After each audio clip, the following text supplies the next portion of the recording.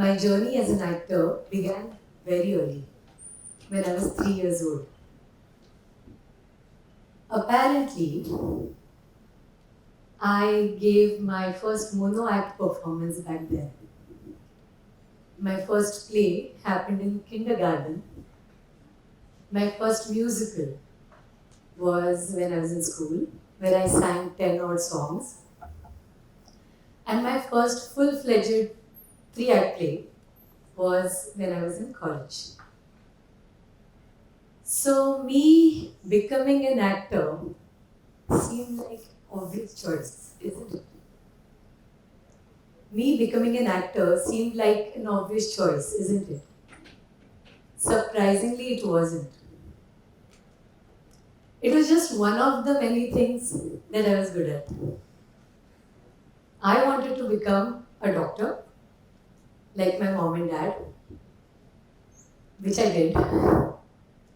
But I always wanted to act alongside.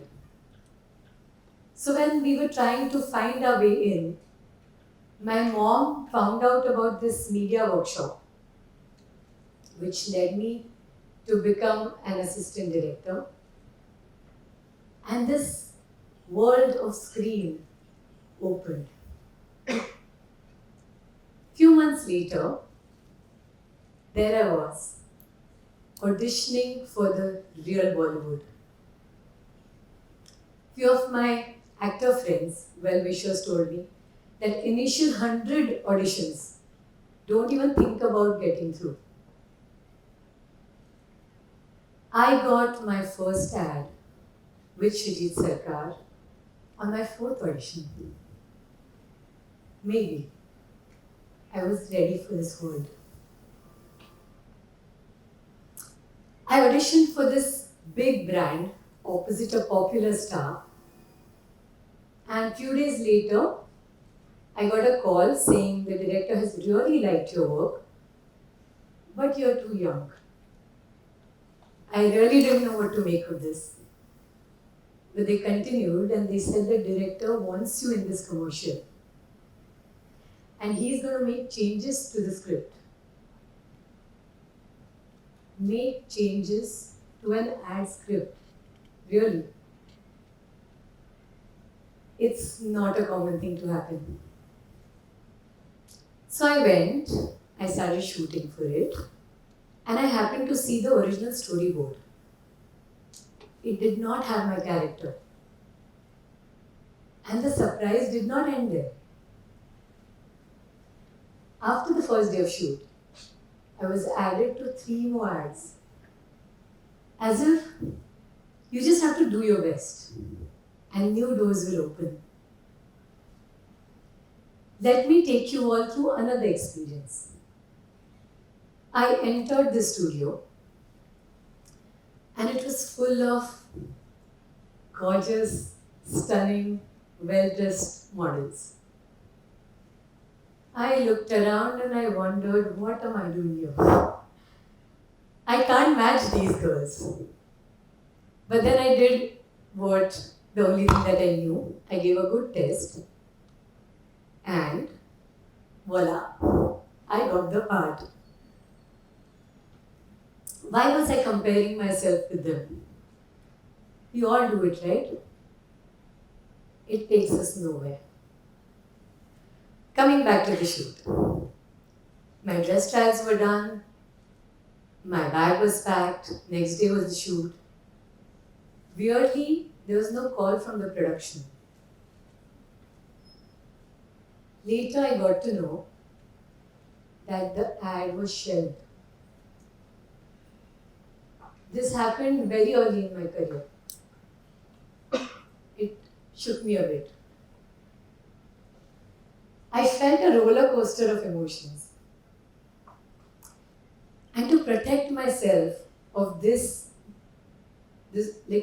fear of losing the project midway, I started to block even those happy highs you feel during the process. All of them. I did not want to get disappointed at any cost. Over the period of time, I got pretty good at not getting disappointed, numb actually, but I realized that I had stopped enjoying my process. That joy which kept me energized had gone off. I had to fight this fear. I had to have faith. Slowly, I began to to feel all the emotions again.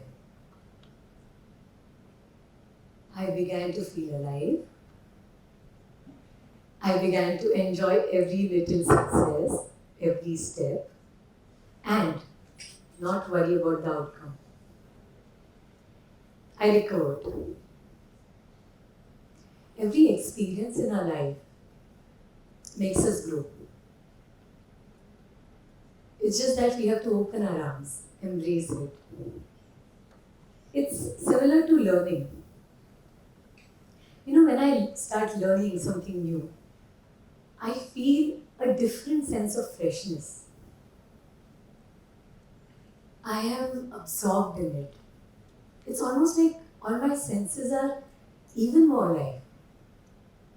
I'm focused, yet excited.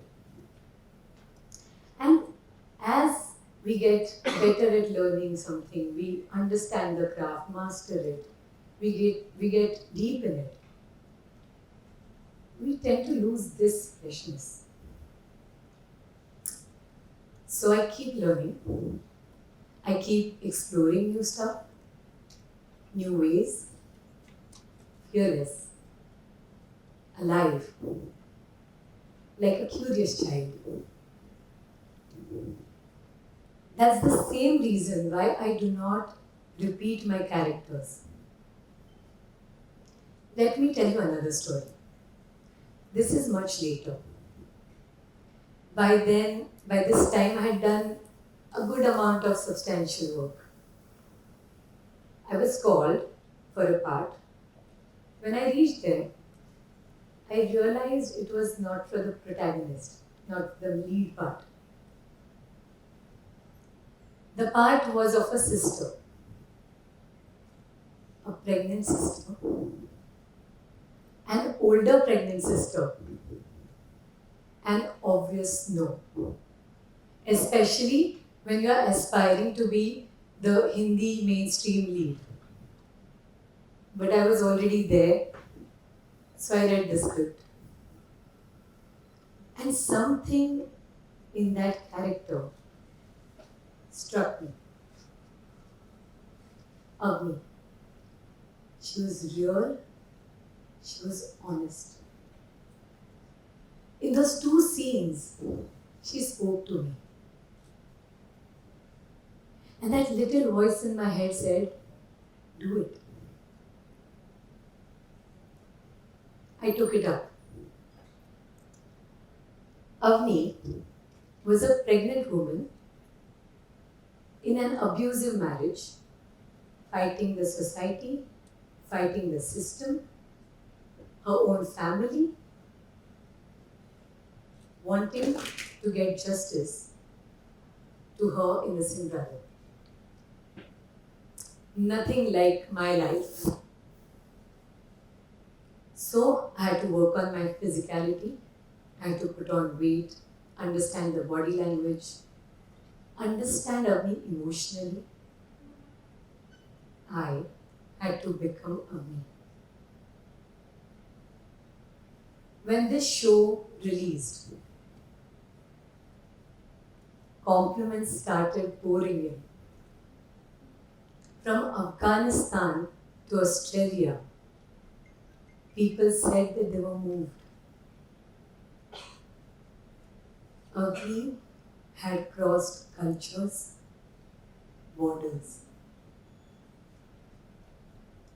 This entire Avni episode made me think, why was I saying no to this part? Why do we always want to work in a set pattern? Why do we always need societal approvals? This questioning made me realize that we all tend to keep following stuff blindly. Questioning, thinking, reflecting gets us closer to our essence. It gets us closer to our truth. What is truth? Let me tell you something else. In my recent works, I portrayed a young girl, Alia, who works at a suicide prevention center. So the film is about Alia making long, trying calls to a troubled man who's about to end himself. She keeps trying, she keeps calling him, goes out of her way to hold him back. But at one point, he snaps and he cuts the call. And there she is, desperately trying to call him. Phone is ringing, no answer. And she's filled with fear of the worst. When I did this scene, I chose not to prepare. The only thing that I believed was I was genuinely concerned about the man and I had to save him. In the take, I kept calling him. And with each missed ring, I felt a fear building in me. The fear that I had lost him. I remember how my body reacted to this feeling. My heart was pounding. My breath was racing. I was perspiring. Right then, from the other side, he said, "Hello." I broke down.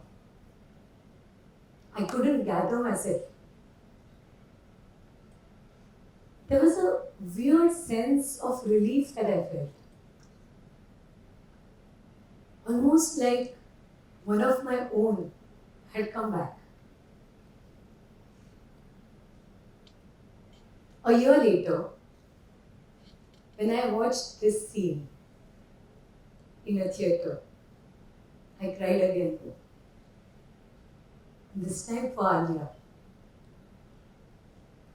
And I had forgotten that it was me on that big screen. As an actor, this is what I call success. Success is very personal. It should be very personal. Don't let anybody decide what the definition of success is for you all. Not the society, nor your family, not even the experts.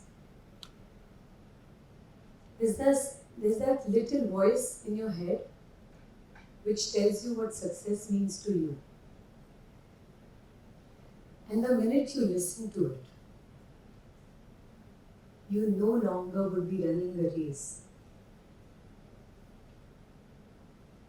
All the expectations will go off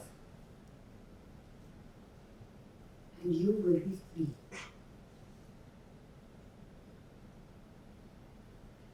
That little voice is within all of us.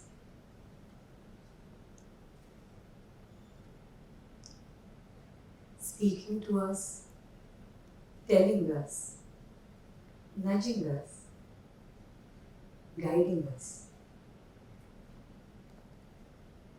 A lot of times, it is in conflict with the ways of the world. As we grow up, as we get trained, we feel it's easier to ignore this voice than act upon it. And slowly, this voice fades away.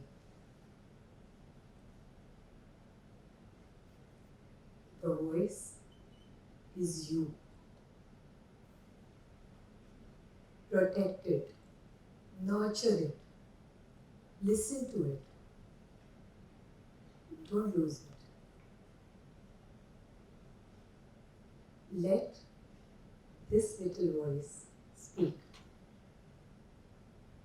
I'm Rucha Inamdar, and I find this idea worth spreading. Thank you.